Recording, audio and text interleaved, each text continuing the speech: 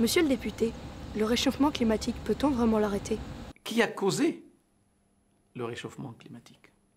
C'est l'homme.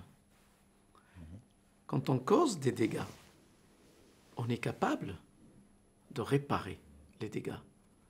Là où il y a une volonté, il y a un chemin. Aujourd'hui, le drame, ce que je ne ressens pas encore bien imprégné dans les têtes, c'est qu'on présente l'écologie comme une charge, comme un effort. Là où l'écologie est tout simplement, avec les mots les plus simples, est une chance. Ce n'est pas une charge, c'est une chance. Et je pense honnêtement, oui, on peut. Il suffit juste de le vouloir, parce qu'on peut. Le pouvoir, c'est facile, c'est le vouloir. Et je n'accepte pas l'idée de dire mais la situation économique est telle que on ne peut pas le faire. Mais c'est faux. Parce que moi, je suis pas pour une écologie dogmatique, je suis pour une écologie positive, une écologie de croissance, une écologie qui préserve la terre et la mer et qui en même temps est capable de créer des emplois. Et qui dit emploi, des richesses, parce qu'on parle de la richesse. Monsieur le député, pourquoi les élus n'ont-ils rien vu venir? Si on devait dire que tous les problèmes du développement durable, de la planète, des érosions, c'est le problème des élus, je pense qu'il y a un peu de démagogie. Oui, les élus sont responsables. Un élu est là pour fabriquer une loi.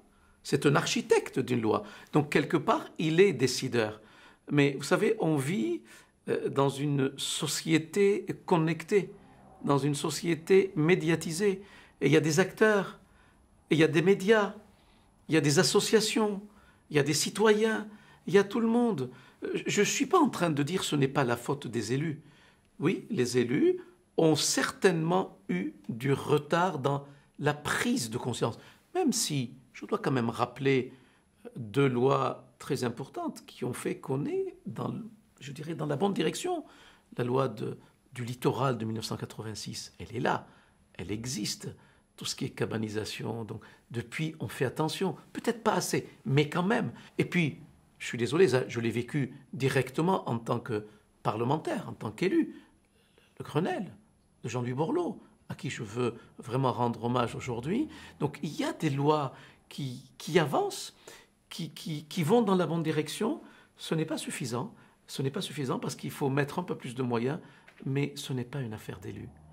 C'est une affaire de, je dirais, de tout le monde, des citoyens, et un élu seul ne peut rien faire. Parce que vous savez, un élu, il peut voter une loi, même si elle est médiatiquement correcte. S'il n'y a pas une prise de conscience de la population, je veux dire, elle ne sera jamais acceptée. Jamais acceptée. Et la prise de conscience commence avec eux.